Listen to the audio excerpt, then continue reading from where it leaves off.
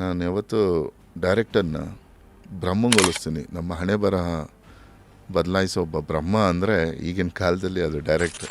ಇದಕ್ಕೆಲ್ಲ audition attend ಮಾಡಿದ್ರಾ ನೀವು? Yeah, KGF 1 ಅಲ್ಲಿ ಹೇಗಾಗಿದ್ದು?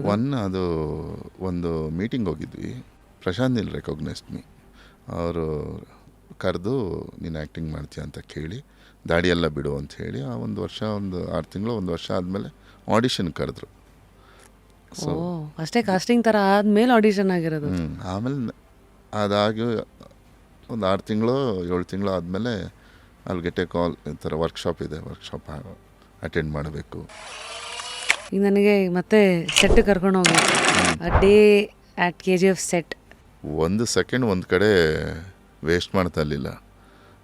ಈ ಸೀನ್ ಆಗ್ತಾಯಿದೆ ಅಂದಿದ ತಕ್ಷಣ ಬೂ ಬೂ ಬೂ ಕಮ ನೆಕ್ಸ್ಟ್ ಅಂತ ಅವ್ರು ರೆಡಿ ಇರೋರು. ಆ ಕಡೆ ಕ್ಯಾಮ್ರಾಗಳು ಇಟ್ಕೊಂಡು ಲೈಟಿಂಗ್ ಎಲ್ಲ ಮಾಡ್ಕೊಂಡು ನೆಕ್ಸ್ಟ್ ಶಾರ್ಟ್ಗೆ ರೆಡಿ ಇರೋರು. ಸೊ ಬ್ಲಾಕ್ಸ್ಗಳಾಗ್ತಿತ್ತು ಆಯ್ತಾ? ಲಂಚ್ ಬ್ರೇಕು ತೊಗೊಂಡಿಲ್ವೇನವರು. ಎಷ್ಟೋ ದಿನ ಅಲ್ಲೇ ಮಾನಿಟರ್ ನೋಡ್ಕೊಂಡು ಸ್ವಲ್ಪ ಯಾವುದೋ ಕಪ್ಪಲ್ಲಿ ಹಿಂಗೆ ತಿನ್ಕೊಂಡು ಹಂಗೆ ಕೆಲಸ ಮಾಡಿ, ಅಷ್ಟು ಫಾಸ್ಟ್ ವರ್ಕಿಂಗ್ ಅವರು. ಫುಲ್ ವಿಡಿಯೋನ ನೋಡಿ ಆನ್ ರ್ಯಾಪಿಡ್ ರಾಶ್ಮೀಸ್ ಯೂಟ್ಯೂಬ್ ಚಾನಲ್.